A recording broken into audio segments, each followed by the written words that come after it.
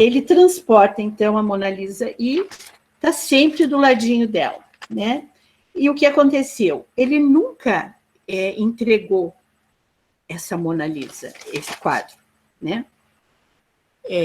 Não se sabe realmente se essa Lisa, essa que era, agora lembrei, ela era esposa do Giacomo Giocondo, que dizem que o Giocondo que tinha encomendado o quadro da senhora Lisa Gioconda, que era esposa dele, Giocondo. O Giacomo Giocondo faz essa encomenda e, enfim, esse quadro, nessas indas e vindas do Leonardo, uma hora em Milão, uma hora em Firenze, outra hora ele ia para... depois foi para Roma e depois foi para teve um tempo até que ele foi para Veneza. Quando ele foi para Veneza, ele foi com o César Borgia e com o Maquiavel, porque eles estavam lá num projeto. Depois ele foi para já com 60 anos, ele vai então para a França. Ele vai levando a Mona Lisa aonde ele vai. Então, assim, quem é a Mona Lisa, né? Quem é esta senhora Lisa, esta Mona Lisa? Então, vocês viram que nos meus escritos também, eu pesquisando, eu coloquei em algum momento o sorriso, que é sempre um sorriso só para todas as obras, e o entrelaçamento, tá? O sorriso e o entrelaçamento. O sorriso, que é esse sorriso, famoso sorriso da Mona Lisa, né, que hoje, sem sombra de dúvida, é uma das obras mais enigmáticas, né, do mundo, que ela tem também uma coisa assim meio andrógena, meio um jovem homem, como também uma jovem mulher, né? É muito interessante isso da Mona Lisa. Então, esse sorriso. Depois vai se observar que nos quadros do São João Batista, várias obras dele, está ali o sorriso. O sorriso, tá? Eu queria que a Mazé, cadê a Mazé? Oi? Mazé, coloca o quadro da Santana aí, para a gente falar do quadro da Santana um pouco.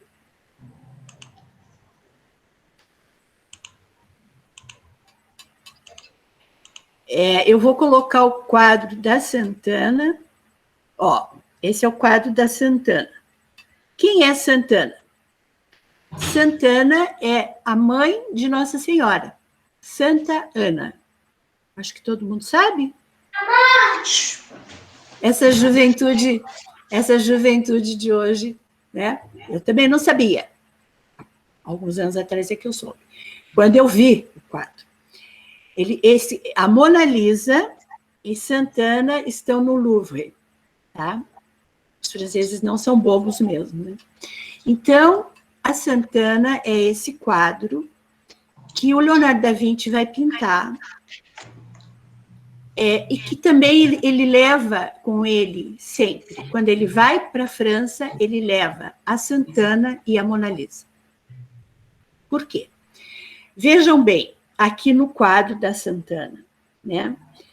Sempre alguns pintores pintavam a Santa Ana, que é a mãe da Nossa Senhora, mais velha, bem mais velha.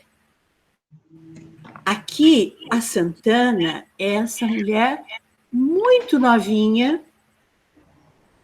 e a filha, Maria, sentada no seu colo. E a Maria está abraçando e enlaçando o menino Jesus. Tá? Então, o que o Freud vai falar disso? O Freud vai dizer que esse quadro a Maria e a Santana são provavelmente no inconsciente, nós estamos falando de psicanálise agora, Provavelmente, no inconsciente do Leonardo da Vinci, elas são as duas mães. A mãe que ele teve que abandonar, que seria a Caterina, a mãe biológica, e a mãe, que é a primeira esposa do Piero, que o criou praticamente, né? Porque o Piero ia e vinha, mas a esposa vivia mais na casa do nono Antônio, até para atender o Leonardo, criança, neném, bebê.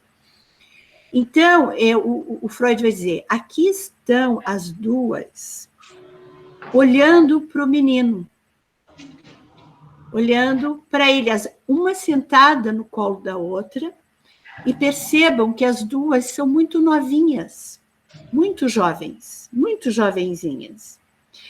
E percebam, acho que vocês estão podendo ver bem o quadro, né? Percebam que a Santana já tem os traços da Mona Lisa. Tem o sorriso da Mona Lisa.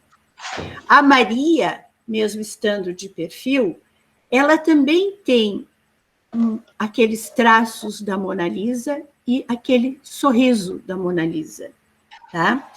Então, o Freud vai dizer, esse quadro, ele não podia abandonar, porque esse quadro é um representante inconsciente dessas memórias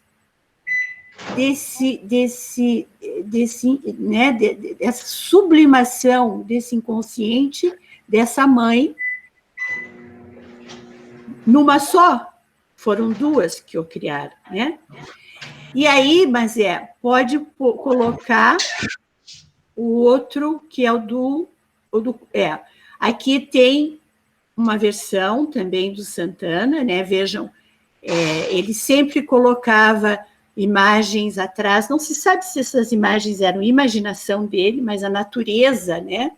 O Renascimento, a importância da natureza fazendo parte desse cenário todo, né? E é importante perceber que os pés delas se confundem, não se sabe quem é pé de quem aqui. O braço da Santana é um braço que dá a impressão que é o braço da Maria, estão vendo? Né? Esses entrelaçamentos. Então, esse braço da Maria é o braço que se estende da Santana, o pé da Maria e o pé da Santana são meio misturados, o menino, as duas estão, de alguma forma, entrelaçando, tá? Vai lá, mas é o próximo. Ok, então veja, aqui, o que o Freud vai trabalhar? Quem é da psicologia, quem quiser, depois dá para pesquisar bastante sobre isso, viu, gente? Tem muita literatura sobre isso, principalmente da psicanálise. Percebam que é como se fosse esse manto que encobre a Maria, é quase como se fosse uma asa de um corvo, e na boca do menino tem algo ali da asa do corvo tentando entrar na boquinha do neném, da criança. Esse manto. Estão vendo? Né? Então, isso aqui é um detalhe bem importante, essa memória inconsciente, né? Que talvez daria para dizer, né, se não tinha algo aí de um excesso de erotização, também, né, tem que ter cuidado para falar disso, mas dessa mãe com esse filho, nessa erotização, ou se teve alguém ali de um felácio, né, de um abuso sexual, que era muito comum na época, até hoje, que para ele, para a criança, ela não sabe o que está acontecendo, e ela vai fazer daquilo uma fantasmática, para poder sair da angústia do abuso. Então, ela vai construir uma fantasia, as memórias, uma outra memória, vai se sobrepor àquele trauma, aquela dor, aquela angústia, porque a criança não sabe o que está acontecendo, né? Então, ele cria a fantasia do corvo para né, recalcar que talvez tivesse sido um homem grande, uma pessoa, alguém, uma roupa, não sei. Então, ele fica com essa memória encobridora, memórias encobridoras, trabalho do Freud. Depois ele vai dedicar todo um trabalho sobre nós vivemos sobre memórias encobridoras, né?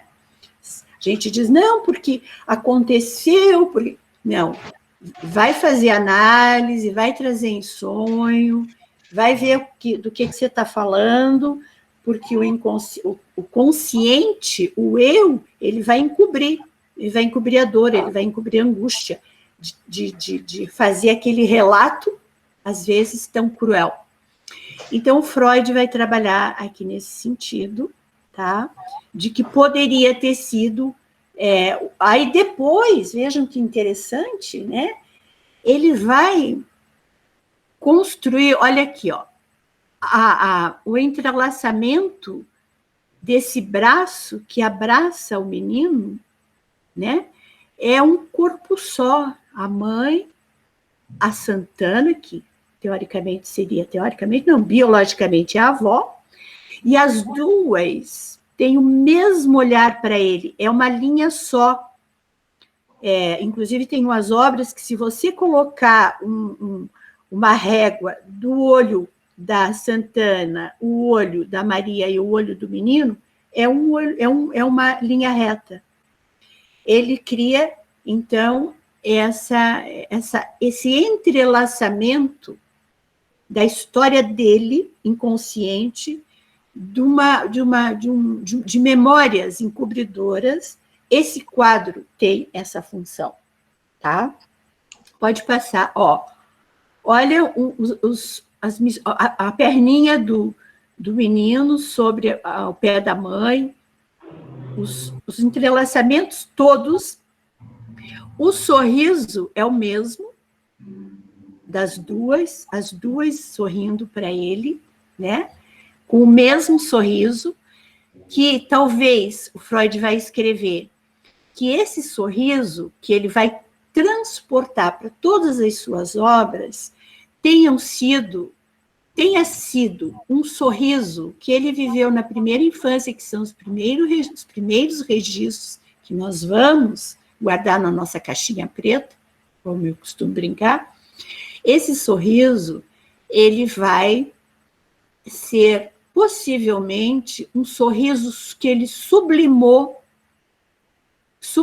ó, ele é um artista que sublima, diferente, quem assistiu eu falando do James Joyce, Leonardo da Vinci sublima a sua obra, Joyce não sublima. Então, possivelmente, esse sorriso que ele vai transportar para todos os seus quadros é um sorriso que ele tem na memória sublimado do sorriso da mãe biológica. Tá? Pode ir, mas olha isso. Então, esse é o entrelaçamento das memórias encobridoras do Leonardo da Vinci. Tá? Isso é a sublimação de talvez, né, eu estou supondo, psicologicamente daria para pensar, de como ele vai dar conta de ter sido largado pela mãe. Como que ele vai entrelaçar uma mãe à outra, para ele poder dar conta da dor do abandono, provavelmente, né? Como uma criança de 2 aninhos. E ele, não sei se ele faz essa obra, né, sabendo, mas o que o artista faz? É isso que o artista faz. O artista vai trazer o seu inconsciente para a obra. Esse é o fenômeno, né? Ele vai trazer as suas angústias, ele vai trazer os seus medos, ele vai trazer os seus desejos, e ele escrevia muito, mas talvez, como ele não podia fazer uma análise, o Freud não estava lá, né, ainda, Freud só vai aparecer depois do iluminismo, né? Freud é um homem já que vai trazer o Renascimento, o Iluminismo, o período moderno. Então, Freud já está em 1900 ali, né? 1900, início do século XX. Então, assim, como a arte é a revelação fiel, veja que coisa linda, né? Que coisa incrível, a revelação fiel desse inconsciente, tá? Então, pode tirar agora, mas eu acho que já foram todas, né? Obrigado, Mazé. Bom, gente, se for para falar do Leonardo da Vinci, dava para a gente ficar aqui até amanhã de manhã, porque é muita coisa linda, é muita coisa fabulosa, né, que ele nos traz. Esse Helenice, homem tem uma pergunta da Fabiane no chat. Pode fazer. Essa representação inconsciente foi sabida pelo artista? E aí ela também, eu queria saber se as imagens do inconsciente se tornaram conscientes para o Leonardo. Oi, Fabiane, tudo bem? Ó, eu tenho a impressão que não. Que não. Eu tenho a impressão que justamente a produção e a criação, ela está nesse lugar do inconsciente mesmo, onde a angústia é tão grande, a dor, né, a dor do abandono, no caso dele, a dor de um possível abuso sexual na infância, esse buraco negro, de que buraco negro que ele está falando, gente? Será que ele viu mesmo essa caverna? Ou foi uma quase alucinação, né, de um buraco negro que é o próprio, sei lá, retorno ao útero, né? Não sei. Então, como que um artista, um pintor, um escritor, né, hoje os cineastas, que são diretores de cinema, quem está no mundo da arte, né, vai dizer das suas memórias encobridoras? Hoje o artista vai lá, faz análise, até uma pena muitas vezes, porque ele vai fazer análise e daí ele vai desmontar, talvez, um magnífico cenário que já está lá para colocar na obra.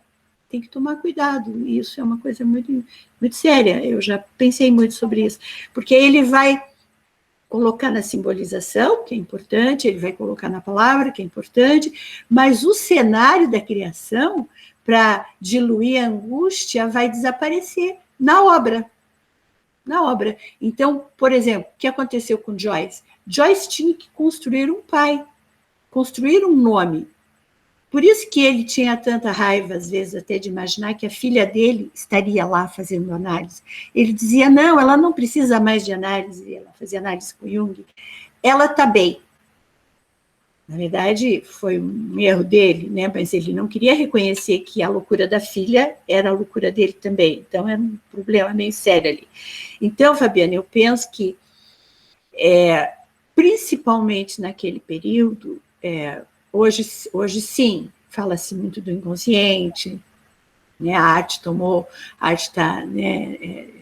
tá em outro plano do contemporâneo, do pós, e coisa assim. Então, sim, ela continua sendo. A arte não vai acabar nunca e nem pode, né? Porque a arte é o homem por sua essência, é o inconsciente por sua essência.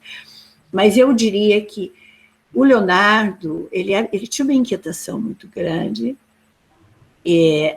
essa inquietação dele, ele colocava nas obras, mas tem um detalhe muito importante nessas obras, que é a repetição desse sorriso, e além da repetição desse sorriso, né, que é provavelmente um sorriso da mãe, sublimado no inconsciente dele, ele não terminava as obras dele, ele procrastinava. Então, vejam, estudando e lendo um pouco mais sobre ele, diz que quando ele começava a fazer alguma obra e ele entendia aquilo, ele já compreendeu, ele abandonava, ele perdia o interesse. O que significa isso numa leitura psicanalítica, né? Por quê? Porque o erótico e o sexual, a gente sabe, está em tudo. O erótico está em tudo. O erótico está na fala, o erótico está nos gestos, o erótico está na escrita, o erótico está no alimento, o erótico, a libido, está na nossa vida, né? Quando uma criança, você está trabalhando com criança em análise, né? Você percebe a criança nesse estado da descoberta do corpo, da erotização, etc, etc. Você percebe que tem um enigma aí, que é o enigma do sexo. É sempre o enigma do sexo. É o sexo, a morte e a mulher, né? O Lacan vai dizer, não existem 3 registros, 3 significantes no inconsciente. Não existe um significante que vai dizer da morte, não existe um significante que vai dizer do sexo e não existe um significante que vai dizer da mulher. Leonardo estava preso a desenhar essas madonas com esses sorrisos. Ele estava preso a esse enigma do sexo, até em função, né, da sua questão, que também chega uma hora que ele não vive mais a sexualidade, é mais no início da vida, depois ele adota esses meninos e passa a não... Freud também vai desenvolver um trabalho sobre essa questão dele de não dar sequência a uma vida ativa sexual, Leonardo da Vinci, né? Ele vai sublimar também pela arte. Então, eu tenho a impressão, Fabiane, voltando à tua questão, que o Leonardo, propriamente, ele fez o que fez e fazia o que ele fazia, mas ele não tinha consciência. Ele precisava colocar em algum lugar toda a história dele, todo o abandono, toda a rejeição do pai, né? Ele tinha que... E a obra dele dizia disso.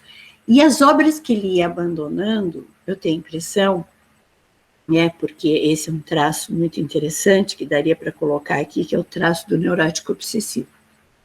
Na neurose obsessiva, o neurótico obsessivo, quando ele vai chegar na realização, ou quando ele vai chegar próximo ao desejo, a angústia é tão grande que ele abandona, que ele não dá sequência, né?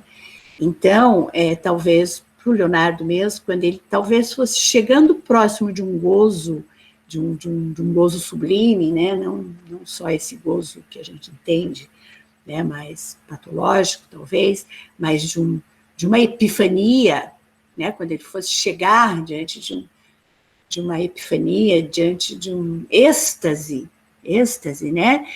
Era tão fulminante para ele que talvez retornasse essas memórias de abuso sexual da infância, alguma coisa assim, e ele interrompia a obra. Ele não dava sequência, porque foi muita coisa que ele abandonou. E esse é um traço muito característico do neurótico obsessivo, porque o neurótico obsessivo, quando ele chega diante da porta do desejo, ele não suporta. Ele se angustia tanto, né? Por isso que ele está sempre numa dúvida, né? O neurótico obsessivo clássico, falado pelo Freud, pelo Z, por exemplo, ele está sempre na dúvida, to be or not to be, né? Que é uma outra coisa que um dia a gente pode trabalhar também, Shakespeare, falando de Hamlet, né? Hamlet é esse sujeito que não consegue matar o Claudius, ele não consegue sair, ele morre, mas ele não dá conta de acessar o desejo dele. Ele está sempre nesse lugar, to be or not to be, ser ou não ser. E também pode ser pensado na sexualidade do Leonardo, ele tinha paixão por aquelas mulheres, por aqueles rostos, ele se vestia de uma forma muito exuberante, muito exótica, ele usava cores para a época, rosa, ele usava magenta, ele usava brocados, e ele fazia com que o Sally se vestisse igual a ele. E eles afrontavam, eles saíam às noites em Firenze, em Milão, eles afrontavam já naquela época com uma maneira de ser, com hábitos, com jeito de vestir, com comportamento, com tudo, muito atípico. né? Então, ele já estava nesse ser ou não ser um homem. O que é ser um homem, né? Supõe-se até que a Mona Lisa mesmo, tenha sido ele, essa alma dele de ser essa mulher enigmática, com esse sorriso que ele transportava, esse sorriso da mãe, né? Que estava nele sublimado. Por isso ele não conseguia abandonar a Mona Lisa. Ele não pôde abandonar a Mona Lisa, porque a Mona Lisa poderia ser pensado uma representação da alma feminina dele, né? Que ele era um homem muito fino, muito elegante, muito nobre, né? Então, não sei se eu te respondi, Fabiane, mas é uma forma de pensar o Leonardo, uma das formas de pensar o Leonardo da Vinci. Respondeu sim. Obrigada. Que bom. Então, eu queria ler um pouquinho aqui alguma coisa do Freud, que ele escreveu, e depois a gente pode abrir mesmo para perguntas, vocês já podem ir fazendo as perguntas. Se um dia vocês quiserem, a gente pode voltar, né? Falar mais, porque é muito material. Mas veja que coisa linda, né? O Freud aqui na edição Standard, estão vendo aí? Dá para ver? Dá, né? Na edição Standard, volume 11, de 1910, tá? Lá na página 120, que ele vai trazer aqui uma lembrança da infância. Tá? É bastante coisa, é quase um livro inteiro, mas eu separei aqui alguma coisinha para nós. O Freud vai dizer: uma poderosa onda de repressão pôs fim a esse excesso infantil e determinou as disposições que se deveriam manifestar nos anos da puberdade. Então, os excessos do infantil, que teriam acontecido, tanto provavelmente de abuso sexual, que vem pela memória encobridora do Corvo, né? Até dessa vivência dele tão exuberante, largada, sem limites, sem horários e tudo, ele vai trazer isso para manifestar na puberdade. O resultado mais evidente de transformações foi o afastamento de toda atividade sexual grosseira. Vocês sabem que o Leonardo da Vinci nunca comeu carne. Ele era vegetariano mesmo, porque ele queria, ele amava os animais, ele estudava a questão do voo dos pássaros, então ele não comia carne, né? Leonardo estava capacitado para viver em abstinência e dar a impressão de ser uma criatura assexuada. Quando ondas de excitações da puberdade chegam ao adolescente, elas não o molestam, forçando-o a procurar formações substitutivas, custosas e prejudiciais, que foram justamente alguns grupos eles faziam algumas surubas, algumas coisas assim, na adolescência, mas depois isso provavelmente não. Devido à sua tendência muito precoce para a curiosidade sexual, a maior parte das necessidades de seu instinto sexual puderam ser sublimadas numa ânsia geral de saber, escapando assim à repressão. Então, se ele vive o recalque e vive a repressão, o que a gente pode dizer aqui? O Leonardo da Vinci está no campo da neurose. Ele não é um psicótico. Tá? Lembro que quem estava aqui comigo, quando nós falamos do Joyce, existe essa dúvida aí, Joyce é psicótico ou Joyce é neurótico? Aqui fica muito claro que Leonardo da Vinci é um neurótico. Por isso eu falei que ele tem traços neurótico-obsessivos. Uma parte muito menor de sua libido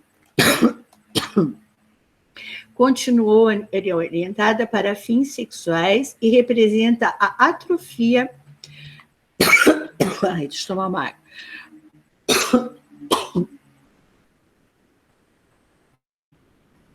e representa a atrofia da vida sexual dele quando adulto.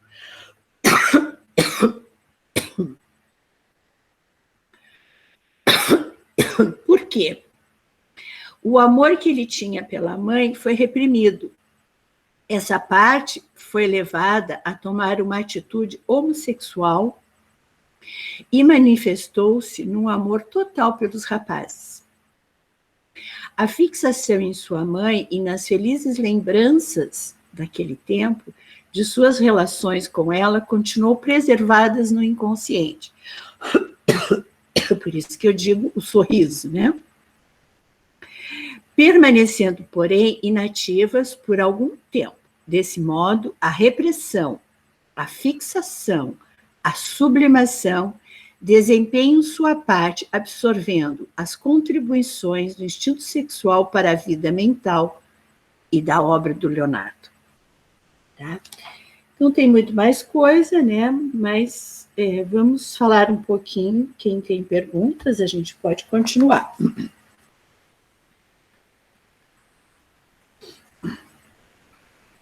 Estou vendo a Lucia. Oi, Lucia.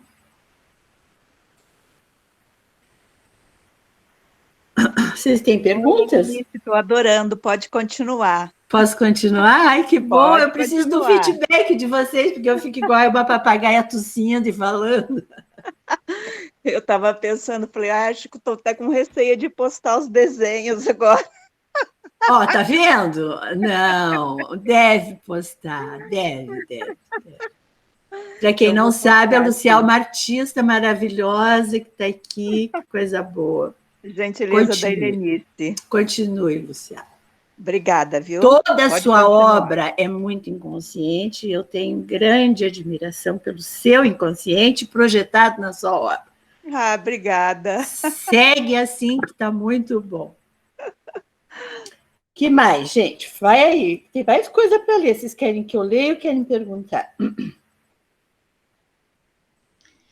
Que daí eu vou falar da morte dele, tadinho.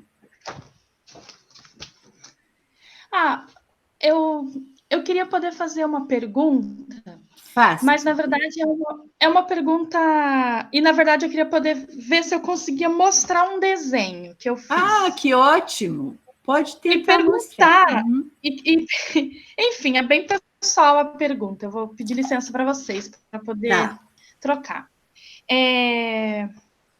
Tá, eu vou ligar a câmera. Gente, é importante vocês interagirem. Isso mesmo, Fabiane. Vamos lá. Eu não sei como que eu faço para vocês poderem ver o desenho. Acho que põe na luzinha, põe no teu... aí. Vocês estão vendo? Vai afastando um pouco mais e deixando nessa luzinha. Isso. Levante um pouco mais. Está dando para ver um pouco, sim. Isso. Ah, tá. Coloquei na altura do meu rosto. Dá para ver agora? Exato. Uhum. Vocês estão conseguindo ver ele inteira, a folha inteira? Está dando para ver. Não completamente, mas está dando para ver. Afasta mais um pouquinho. Afasta mais para... E levante. Afasta e levante. Levanta agora, mais. Agora deu. Agora deu. Deu perfeitamente. Tá. Conseguiu ver ele todo? A folha inteirinha? Sim. Que legal. Então, esse desenho, ele ocorreu assim... Ó, repare que o verso dele está escrito, tá vendo? Sim. Então, eu peguei uma folha, um rascunho qualquer, e fiz um tronco de árvore. Eu pretendia desenhar árvore. Só que aí... Não, na verdade foi assim. Desculpa, na verdade foi assim. Numa noite, eu escrevi um poema e eu achei que a letra ficou ruim, enfim, eu tirei a folha fora e abandonei a folha. No dia seguinte, eu quis desenhar uma árvore, mas o tronco dela ficou feio e eu falei, não deixa, desisto disso. Numa terceira noite, eu peguei essa folha com a intenção de fazer... Eu pretendia fazer tipo um caracol, mas como ela estava usada com um tronco, eu falei, eu vou desenhar outros troncos de árvore para ficar simétrico, e aí sim eu desenhei o caracol aqui. Só que quando eu desenhei os 4 troncos de árvores, eu comecei a enxergar um monte de coisa que foram essas coisas que eu busquei delinear e dar formato. Eu fui Tipo assim, ó, tem uma espécie de, sei lá, de 2 pássaros, tem uma flor, tem um caracol, tem uma mulher, sei lá, com caudas de sereia Pois embaixo. é, eu estou enxergando uma fêmea poderosa ali, de uma cauda. Eu estou enxergando uma mulher de um corpaço. Então, eu enxerguei tudo isso Nossa. e eu me senti chamada a contornar de modo a delinear e trazer à tona, vamos dizer assim. Sim. A princípio era literalmente 4 troncos de árvores. 4 troncos, nos quais eu comecei a enxergar um monte de coisa, que são essas coisas aí. Aí eu queria perguntar, aliás, quando eu te perguntei sobre a pintura do Leonardo, se é sabido que ele mesmo se deu conta das lembranças e memórias que apareciam ali na pintura dele, foi no sentido de que eu tenho tido experiência, não é toda hora que eu consigo, mas enfim, eu tenho tido alguma experiência. Esse aqui é um caso onde quase tudo que está aqui ele me remete e me narra uma história. Olha que legal. E é nesse aspecto que eu pergunto, porque aí eu não consigo saber ao certo, se essa relação que a gente tem, tipo, de quem está fazendo o desenho com o próprio desenho, numa relação de consciente com inconsciente. Sim. Tem coisas aqui que eu me confronto e eu fico me perguntando se é isso mesmo que eu estou vendo. Aliás, tal coisa que eu estou vendo está querendo mesmo me dizer tal coisa, aí eu fico, putz, não é possível. Porque eu quero negar aquilo, eu falo, não é possível que é isso mesmo que esse negócio, que certos trechos aqui está querendo me dizer. E daí eu fico horas e horas e horas, né, olhando no dia, né, que eu fiquei muitas horas olhando para ver se eu achava um meio de pegar o lápis e desenhar um outro contorno que me remetesse a uma outra forma qualquer, que não algumas das que estão aqui, entende? Sim. É nesse sentido que eu queria que você...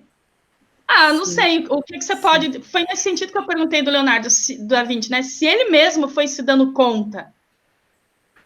Aliás, se é sabido, né? Se ficou registrado, se está registrado que ele mesmo, enquanto se relacionava com a sua obra, ao fazê-la, inclusive, ao viajar, ao estar com ela, igual você colocou, eu quis saber, será que é sabido, ficou registrado, ele registrou isso em algum lugar, que ele mesmo ele conseguiu se dar conta de que ali tinha, no fundo, as 2 mães dele, afinal, como você bem pontuou, são jovenzinhas, não tinha como ser uma mãe e uma avó com a mesma aparência física de idade, né? Sim, sim. Aí, eu não sei se você...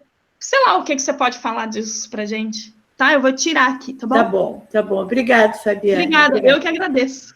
Olha, eu acho que se vocês quiserem colocar para a Fabiane, tem um espaço para vocês falarem. O que vocês acham? Daí eu vou interagir junto com vocês. Alguém não sei, por exemplo... desculpa. Tipo assim, vocês já tiveram... ou tem, né, ainda, experiências como essa, de tentar desenhar, mas com o intuito de ver o que você enxerga naquele desenho, não só esteticamente falando, né? Pensando num desenho como imagens possíveis do inconsciente, né? Eu não sei, vocês já tiveram isso? Então, eu lembrei agora que ontem eu estava assistindo a live do Guido Viaro com o Márcio, e gostei muito porque os dois são escritores. E eram 2 escritores se questionando, e um questionando o outro. E o Guido fez uma pergunta para o Márcio. Márcio, por que você escreve? E o Márcio disse, mais ou menos assim, vou resumir o que o Márcio disse. Ele falou, eu preciso escrever, eu escrevo compulsivamente. Compreende? Então, assim, eu acho que é quase a mesma pergunta. Por que alguém pinta? Né? E a gente sabe, muitas vezes, de histórias de pintores que não conseguem parar. Não conseguem parar.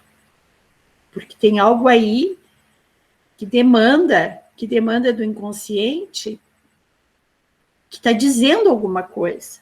E muitas vezes, além de estar dizendo alguma coisa, está aplacando uma angústia, que é a própria angústia da dor de existir, né? Eu estava assistindo um dia desses um pouquinho da vida do Escher, quando eu estava procurando sobre a vida do Leonardo, eu achei a vida do Escher. Todo mundo sabe quem é o Escher, né? O Escher, ele contando assim, ele mesmo contando da infância dele, que ele era um péssimo aluno, péssimo. E ele ia para a escola e ele só dava problema na escola e ele ficava desenhando, enquanto a professora dava matemática, dava história, ele só ficava desenhando. Ele não queria saber daquilo. Até que o pai dele disse, bom, que esse menino não está dando mais, a gente está aqui forçando ele a estudar e ele não quer saber de estudar. E aí encaminharam ele, ainda bem que teve pais que ouviram a demanda dele, colocaram ele numa escola, ele morava na Itália, numa cidadezinha da Itália. E ele, a partir dali, ele só floresceu. Ele se desenvolveu barbaramente, quer dizer, ele era alguma coisa ali que ele precisava dizer. Então, eu acho que tem gente que não desenha nem passa, não desenha, não adianta. Tem gente que não consegue escrever. Então, o que é isso, né? Eu acho que essa é uma pergunta muito interessante, para a psicanálise, é uma pergunta muito interessante para todos nós, porque o que é o artista, o que é a arte, qual é a necessidade dessa expressão, né? E não penso que seja uma coisa meio calculada, assim, tem que sair, tem que brotar. Isso me lembra, voltando para o Leonardo, que ele tinha um incômodo muito grande com obras encomendadas. Ele queria fazer aquilo que ele queria. Ele aceitava obras encomendadas porque ele precisava comer, porque ele precisava sustentar a casa dele, os rapazes que viviam com ele, a família que ele construiu. Ele só aceitava obras encomendadas porque ele servia a esses senhores da época. Era uma tradição, os artistas, naquela época, se eles quisessem algum lugar, eles tinham que trabalhar para algum senhor destes, que era ali onde eles tinham o sustento e algum reconhecimento. Mas ele não suportava ser assim, controlado, ter um tempo para entregar a obra. Essa era uma outra questão muito séria que ele atravessou, porque ele não dava conta disso, que forçava, eu acho, isso é uma colocação minha, isso que viria a pressionar, a forçar a sua medida de expressão inconsciente. Me dá a impressão, sim, que ele tinha um tempo para que aquilo florescesse, para que a ideia brotasse. E parece que quando ele detectava o enigma daquela obra, que para mim, na minha leitura, seria um enigma da sexualidade, justamente infantil, desse tempo, de algum tempo, ele abandonava. Porque acessava alguma coisinha lá, de algum tempo, que ele não dava conta, nem se estivesse sendo pago, nem se estivesse ganhando dinheiro para viver daquilo. Tanto é que o Médici não suportava esse lado dele, ele teve muitos confrontos com essa questão. Tem muita obra que supõe-se que tenha sido dele, né? E que não foi assinada e que foi abandonada. E voltando a uma coisa que eu não terminei de falar, mas que é importante, quando ele foi para Roma, que ele foi fazer... Roma não, me engano. Ele voltou para Firenze a pedido do Médici e ele ia fazer a Batalha de Anghiari. Essa Batalha de Anghiari é uma cidadezinha que fica justamente entre Milão e Florença. uma cidadezinha, um lugarejo também, que na época era muito importante, porque era a divisa ali, e eles disputavam terra, disputavam água, disputavam, então a Anguiari era um foco de fulminante de batalhas, e tinha muitas batalhas em Anguiari. E teve uma batalha em 1440, em Anguiari, onde ele, parece que Milão perdeu, Florença ganhou terras, ganhou espaço, e daí os Médici chama ele, o Lourenço de Médici chama ele para ele fazer uma parede com a Batalha de Anghiari e o Michelangelo outra parede com a Batalha de Anghiari, ambos no mesmo espaço, que brigaram assim mortalmente. O Michelangelo, nesse período, que ele já tinha uns quase 50 anos, o Leonardo, o Michelangelo estava com 25 anos, estava na exuberância e estava começando a ficar muito famoso.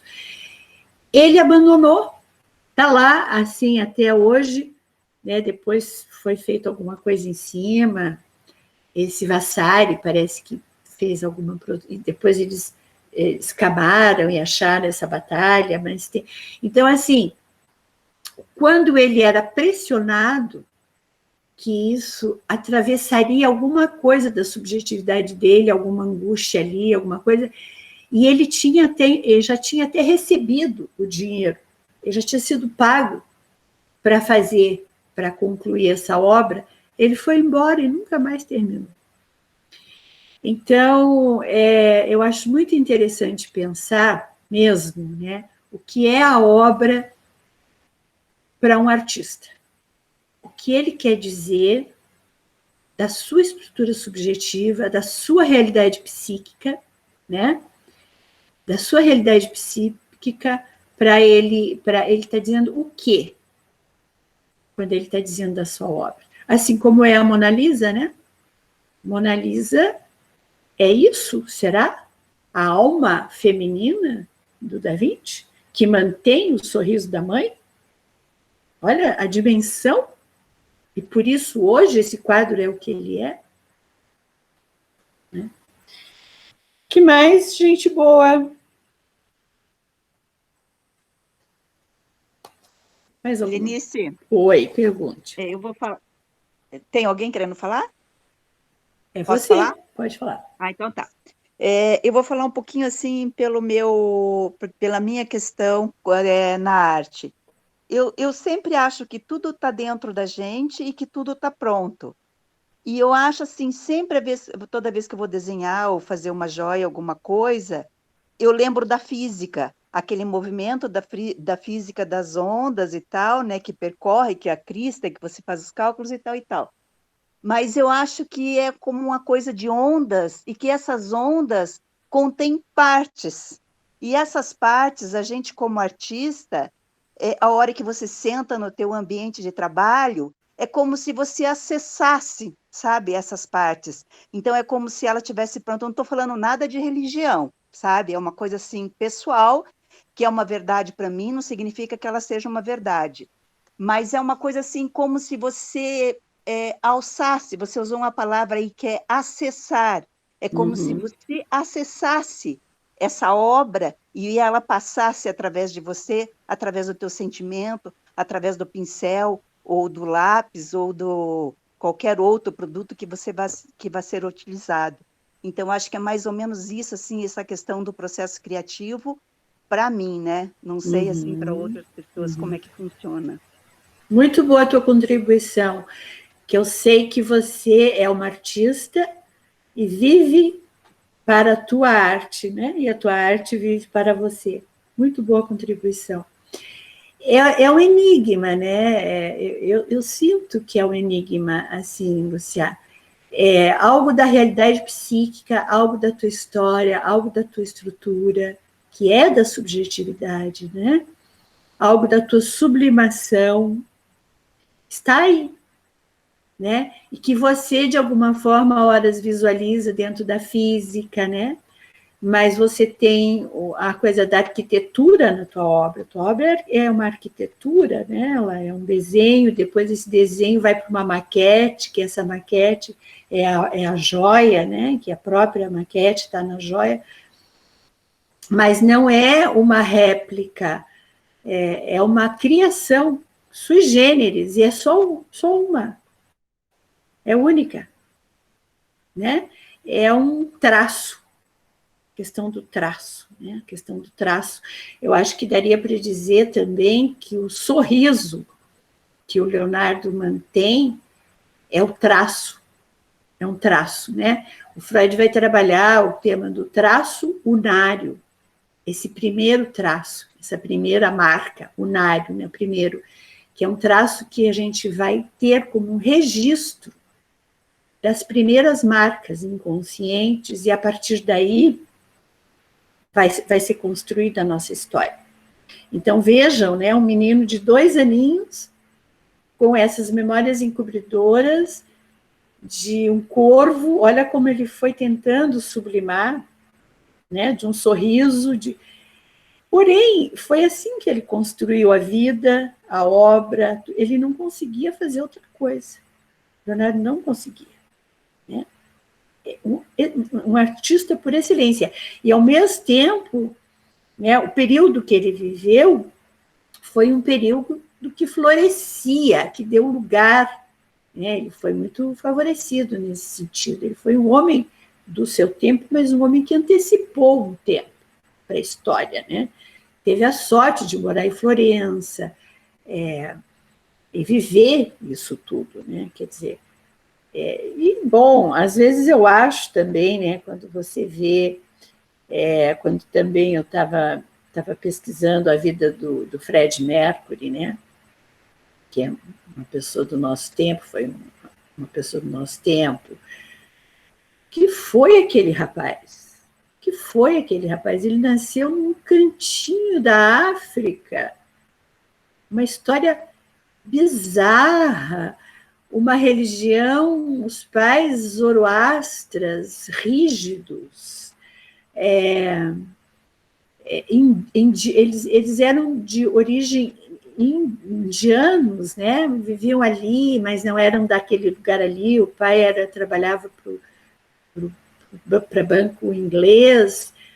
Com 8 anos de idade, ele vai atravessar aquele cantinho da África até um colégio na Índia, eu acho que foi para estudar. Ele foi sozinho, ele levou 4 meses dentro de um vaporeto, um naviozinho. Com 8 anos de idade, a família botou ele lá dentro e mandou para o colégio, né? E o potencial de desenhar, o potencial de escrever que ele tinha, o potencial de fazer as letras, as músicas, o potencial de cantar, o potencial desse menino Fred Mercury, né? Tudo. Então, assim, essas pessoas estão entre nós, estão no nosso mundo, graças a Deus, né? Graças a Deus que isso existe, que são pessoas que estão ouvindo a voz e respeitando a sua realidade psíquica, né? Eu acho isso uma coisa fundamental. Alguém mais tem alguma questão?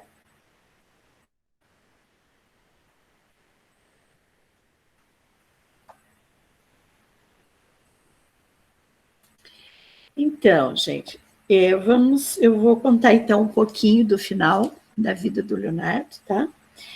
Ele vai, então, para a França, está com 60 anos, a convite do Francisco I, que era um jovem rei de 23 anos, tinha acabado de entrar como rei, depois de uma confusão muito grande na França, porque o Carlos VIII não deixou filhos, não tinha herança, herdeiros.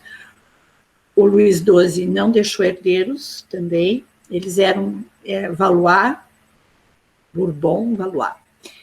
E tinha um sobrinho, filho de um irmão, aquelas coisas dos, né? Que era o Francisco I. Então, o Francisco I, aquela lei tálica, é isso, uma lei, que tinha que ser o primeiro rapaz, então, não podiam ser as meninas, que só tinha mulher, né, na turma ali, para herdar o trono. E entra o Luiz, o Francisco. O Francisco era um menino que estava sabendo que se alguma coisa acontecesse, ele ia ser o rei da França, né? Já era 1503 ou 1504, mais ou menos. E ele já tinha ido, ele já sabia já conhecia, já tinha ouvido falar do Leonardo, já sabiam. A França estava, assim, cobiçando o Leonardo. Já desde do Luís XII, estavam querendo muito o Leonardo lá. E aí nesse período ainda, Milão era patrimônio era terra das conquistas e tal, era da França.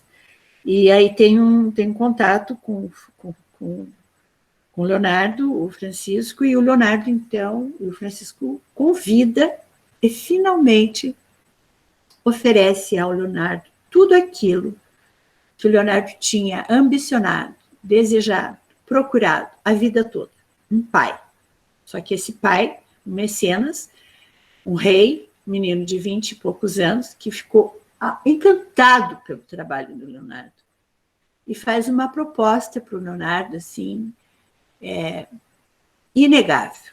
E oferece para o Leonardo um lugar para ele viver em Amboise, perto do castelo do rei, do Francisco, oferecendo um salário super favorável.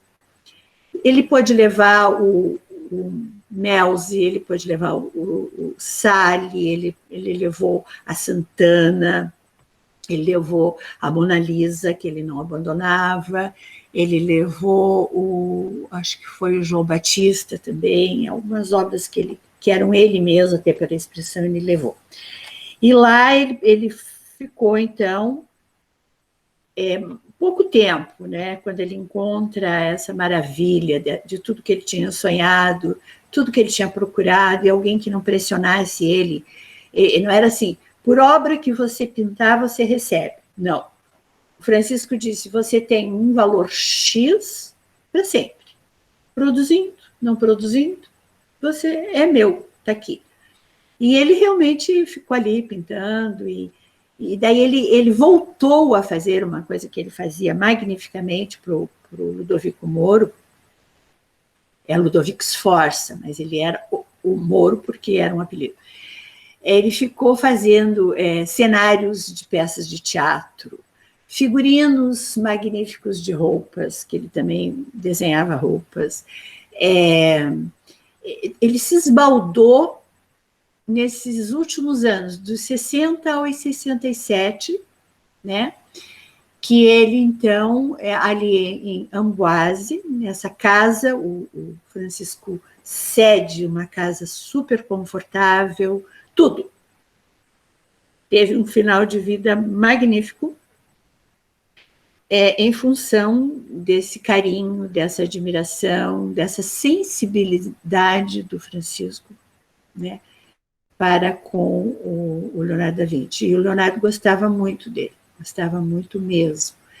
Então, ali, ele passa os últimos anos da sua vida e ele morre em 1519. Vejam que o ano passado, até em alguns lugares foram comemorados, os 500 anos da morte do Leonardo da Vinci. Ele morre no dia 2 de maio de 1519. Tem uma lenda que é do Vasari, que é esse historiador, né, que escreve sobre a vida de vários artistas, mas ele se detém, o Vasari gostava muito, muito, muito, muito do Leonardo, ele se detém muito mais na vida do Leonardo num livro, quero ver até o nome do livro, existe esse livro, o livro do Vasari, se chama... Bom, daqui a pouquinho eu acho aqui. Ele escreveu esse livro... não. Enfim, esse livro do Vasari existe, que é um livro sobre a biografia de vários artistas magníficos do período do Renascimento. E aí, nesse livro, ele escreve elogiando muito mais, assim, dando um espaço bem grande para a biografia do Leonardo.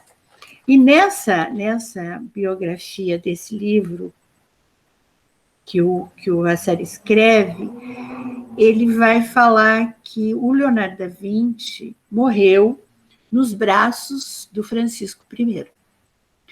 Então, isso não é comprovado, isso não é, assim, uma coisa que tem, assim, uma certeza, não se sabe, assim como não se sabe, de fato, se a mãe dele foi procurá-lo e ele teve que enterrar a mãe, ou é simbólico, ele enterra a mãe no inconsciente, daí reproduz a mãe nas obras dele, essa é uma versão minha.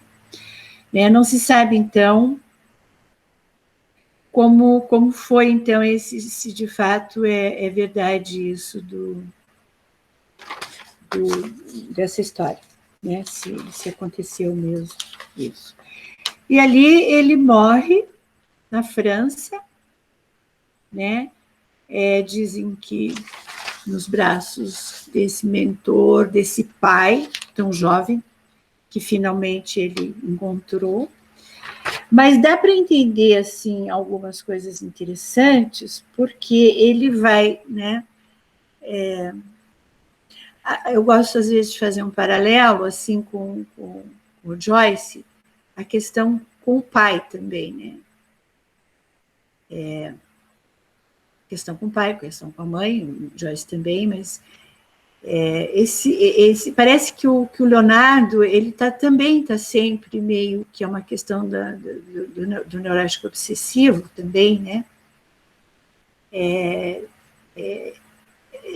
Isso que ele foi, assim, rejeitado, né?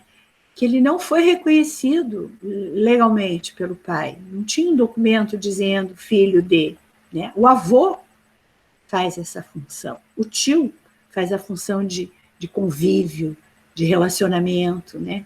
Ou seja, desde sempre, esse é um detalhe interessante, ele já vem para a história com essas peculiaridades pouco comuns, né? Como uma pessoa que já desde sempre fazia essa diferença, né? E parece que a história dele vai dizer disso também. O que ele vai fazer da obra dele, né? Vai dizer disso. Então, eu acho que isso é um detalhe importante. Um ano antes de Cristóvão Colombo chegar que Cristóvão Colombo vem para a América em 1451, 52, né? Um ano antes disso, o Leonardo da Vinci nasceu.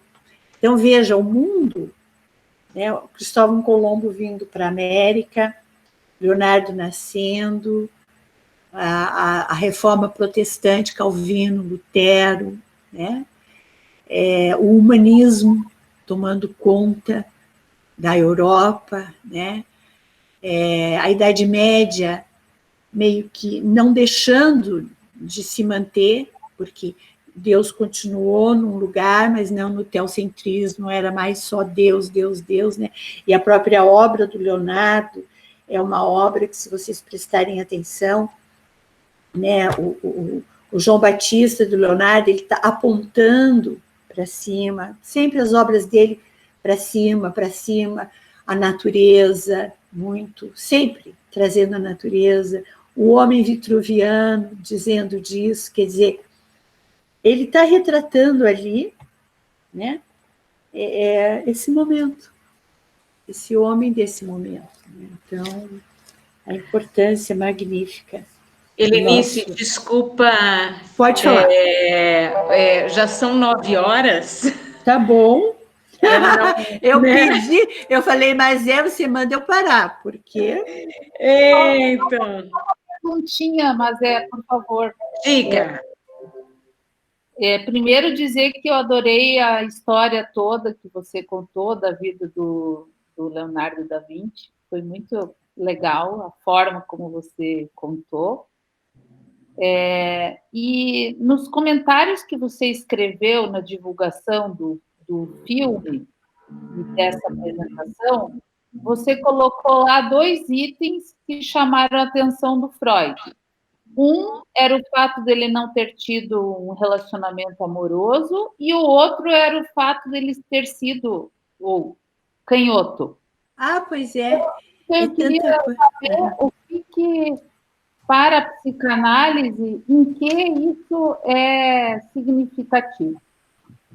Então, é tanta coisa, né?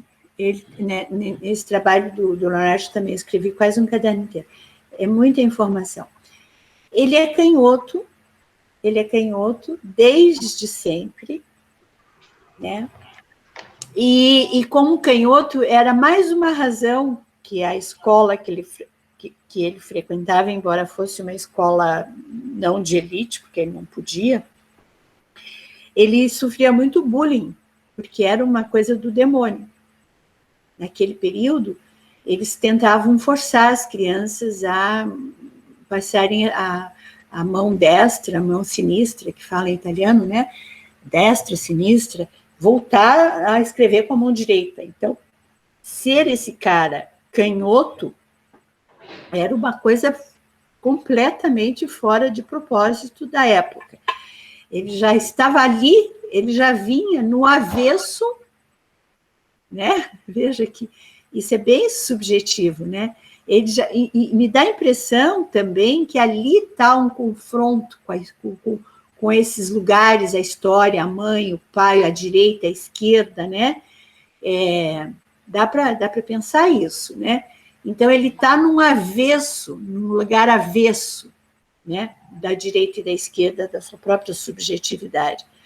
E ele escrevia da direita para a esquerda. Então, quando eles foram decifrar os escritos dele, deu muito trabalho, porque eles precisavam colocar um espelho para saber colocar o espelho para poder decifrar os escritos dele, que ele escrevia da direita, e pintava também da direita para a esquerda, porque ele não queria borrar os seus quadros. Era uma forma de ele tomar cuidado com... tem até um Jesus que ele desenhou, que ele pintou, que nesse quadro do Jesus dá para ver mesmo, assim, até os cuidados que ele foi tendo para não borrar o que ele ia pintando, porque se ele pintasse, enfim, então ele fazia da direita para a esquerda. Então, o fato dele ser canhoto foi um episódio muito marcante na vida dele. Isso de já estar, eu interpretaria do lado do avesso, do contrário, né? Já está ali essa marca, do contrário na escolha da sexualidade, no contrário do estilo de vida que ele leva, ali já é um traço bem, bem marcante. E a outra tua pergunta seria sobre a questão da sexualidade dele, que ele não... Como que era a outra pergunta, Cláudia? Não, era só esse item mesmo, do canhoto. Porque sobre a sexualidade dele, gente, o Freud desculpa, Cláudia, pode falar que eu te interrompi. Não, o outro item você já comentou sobre a sexualidade, tem muita coisa. O Freud escreveu muita coisa, tem um tratado de psicanálise mesmo, para falar desse homem que sublima, desse homem que coloca toda a sua libido numa outra esfera, numa esfera de sublimação, numa esfera da dimensão do conhecimento. A sexualidade para ele, depois que passa esse período da puberdade, conforme eu li um pouquinho ali, passa a não ter tanta importância, mas o que tem importância para ele é desvendar algum enigma, desvendar algum mistério. E a busca pelo conhecimento está nesse lugar de desvendar esses mistérios, do saber, do saber, do saber. Então, a gente entende na psicanálise que esse saber, essa busca para desvendar esses enigmas, esses mistérios, o que se esconde por detrás é o sexo, é o saber do sexo, é o querer saber do sexo, é o querer, essas primeiras perguntas que a criança vai fazer, né?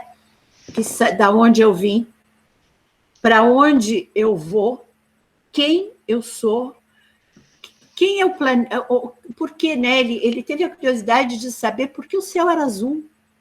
E ele ele subiu os Alpes, ele foi até uma montanha para ver, e ele trouxe toda uma teoria que não está tão fora do que hoje a ciência fala. Então, esse saber, esse anseio por saber, esse anseio por trazer as respostas, ele, na psicanálise, nós entendemos, inclusive a criança, quando ela antecipa muito o saber do sexo, com uma idade muito novinha, ela pode até perder o interesse por muita coisa do conhecimento na vida, porque ela já sabe. Ela já sabe. E o enigma, o que mantém é esse saber, da onde eu vim, para onde eu vou. E o Leonardo está nesse lugar. Quem era ele, né? Esse avesso da vida dele. Que história é essa avessa que faz dele um canhoto, né? Da vida dele? O pai, a mãe, o avô, o tio, né? Essas paixões do ser, né? Que ele vai colocar na obra dele. Então, o Freud vai dissecar esse tema, é lindo, quem puder, quem tiver oportunidade, eu acho que inclusive dá para baixar a obra, sobre Memórias de uma Infância, de Leonardo da Vinci. Tá bom, gente? Mais uma vez, adorei ficar com vocês, e, né? Mas o nosso próximo filme... O nosso próximo filme será no dia... Cadê? 31 de agosto. Tá. E o filme será A Alma, como é que é mesmo? A Jornada da Alma. Jornada da Alma, que é a vida da Spielheim, Sabrina Spielheim, que foi paciente do Jung, do Carl Jung, que é um psicanalista, que teve foi amante dele, teve um romance com ele. Depois ela passou pelo consultório do Freud, estudou psicanálise, estudou psicanálise, psiquiatria, foi uma grande psicanalista, foi a primeira psicanalista levando a psicanálise para a Rússia, era uma judia, e é uma história picante, interessantíssima essa mulher, é uma biografia sobre a vida da Sabina Spielheim. Então, dia 31 de agosto, quero todos vocês aqui, mais gente, né? Vamos rechear isso aqui tudo, tá bom? Muito obrigada, Jornada da Alma, dia 31 de agosto. Beijão para vocês, tá? E continuamos, um beijo, paz.